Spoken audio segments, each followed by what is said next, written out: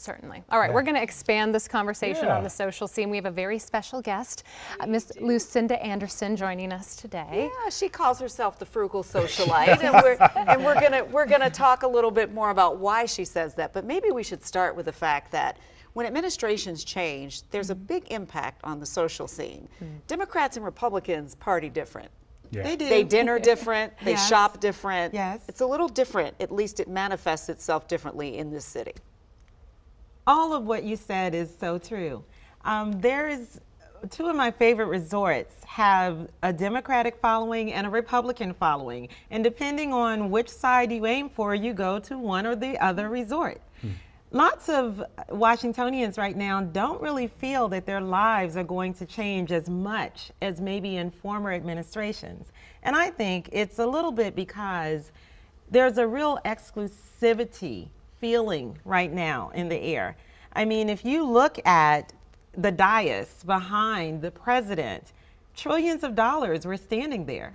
And I don't think the typical Washingtonian sees themselves in that circle. I could be wrong. Maybe I'm in the wrong circle. Maybe that's what it is. But I agree. There are going to be some local haunts. Salamander Hotel has been rumored to be one of the big ones, and that's particularly exciting because it's female owned. And Black owned. And there's that. Okay. So in addition to Salamander, of course, all the places on the hill that people always go. One of the reasons is accessibility. Trump Hotel, which is no longer Trump Hotel, it's Waldorf Astoria, is still a very esteemed brand.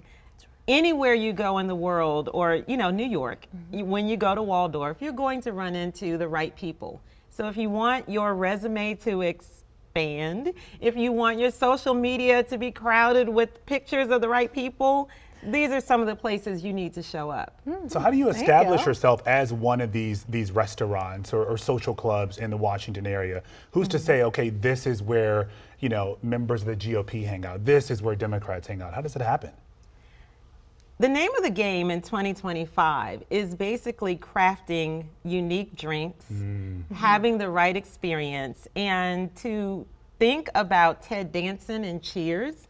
Everyone wants to go somewhere where everyone knows your name. Whether it is the pub in Capitol Hill or the place in Tyson's, near the mall where you just bought some fabulous shoes, or you're just trying to get some downtime outside of the city. All of these places are looking to offer a unique experience.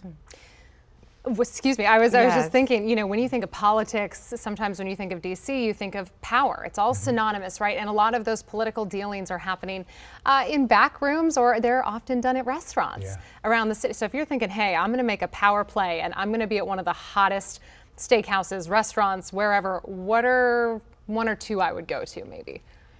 I think we have some classics like Capitol Grill. Capitol Grill is known for the calamari. Okay, that's one of my favorites at least. You're always going to find people there. And the way it's positioned is right across from the theater. And so that's a hot spot. I hear a lot about some up and coming restaurants that are offering cryptocurrency as a form of payment. Interesting, okay. There's a Vietnamese place, a pho place, that's offering cryptocurrency along with your traditional Starbucks and other places.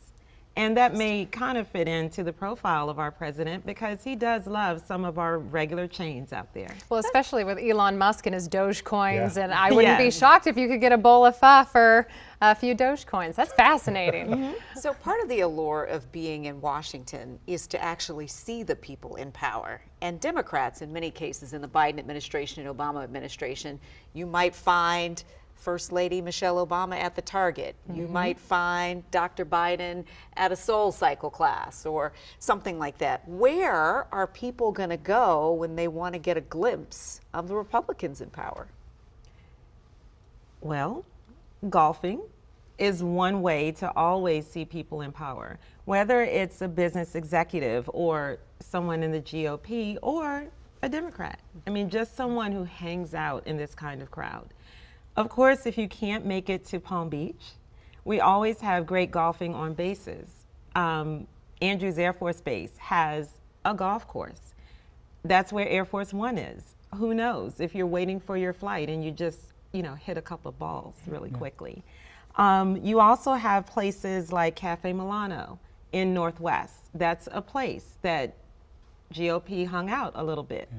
So there are lots of places that are really clustered around, like I said, Capitol Hill, definitely metro accessible, and places that engage one in the pursuits that people do to relax when you have a few coins behind you. But it sounds like a lot of that is still taking place outside of Washington. We know this is a typically liberal town. And we just mentioned moments ago that Dirty Water, this establishment on 8th Street that caters to members of the Republican Party, they're getting pushed back now because of who they're favoring and what they're hosting there today, that GOP watch party. Right. So this is this is a very delicate balance for these businesses too.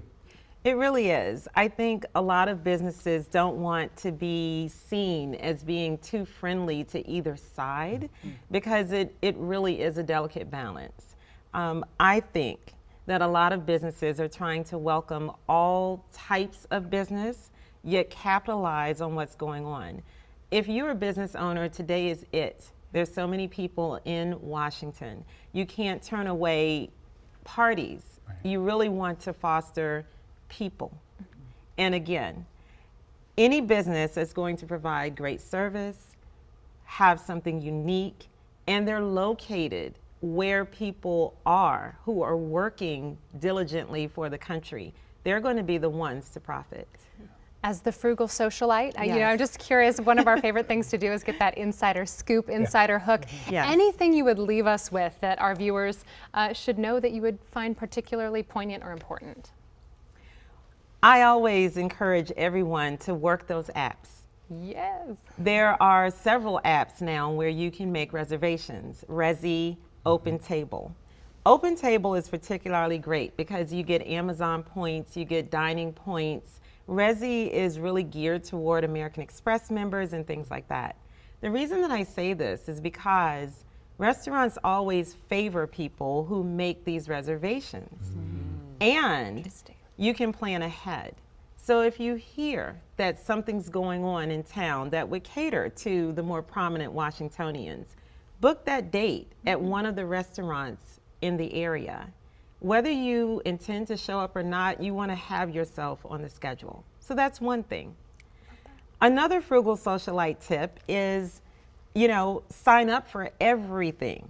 You would be surprised what kind of emails you get. And I know you don't want to cluster your email box. Create another email. Like, I'm going to sign I up was for like, girl, everything. Yes. I feel the energy right here. Absolutely. And I say that because restaurants want to cater to their loyal clientele. And of course, when there's a new dessert or they're rolling out a new menu, they're going to go to their email list first. And you may be invited just because you're on the list. Who comes to restaurant openings? Important people, writers, food critics. You can rub elbows. You absolutely can. So you just have to be strategic. You have to be strategic. You have to put yourself in places where you may not normally be invited. And one of the others that people really don't think about are their credit card websites. You may say, what does that have to do with anything? 2 times I've been hosted at the US Open, not because I'm the frugal socialite, but because I registered my car on the website and they offered me an experience.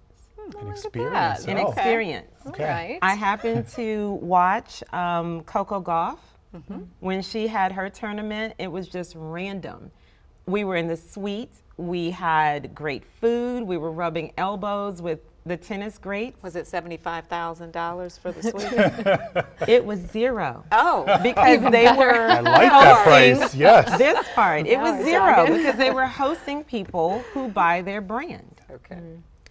That Wow, rolling okay. reservation. So when I first moved here, I'm new to DC, new-ish, but I remember a friend saying, you have to get those rolling reservations going because one, you make friends easier, and two, to your point, there's a lot of advantages to it. And so I love that. That is such a good pointer. Yes. We're ready to hit the social That scene. requires a lot of planning, and I'm thinking Yes, as it the does. procrastinator here. This is a great opportunity This for is you. really good. I'm like, wait, I have to do this in advance? I have to today. think that far out where I want to eat in a week, a Well, month? in a week. I love it. You don't necessarily have to do that, but let me also say there's an advantage of being solo.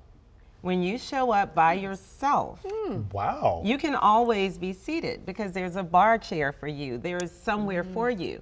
Now, you can always show up solo for the moment.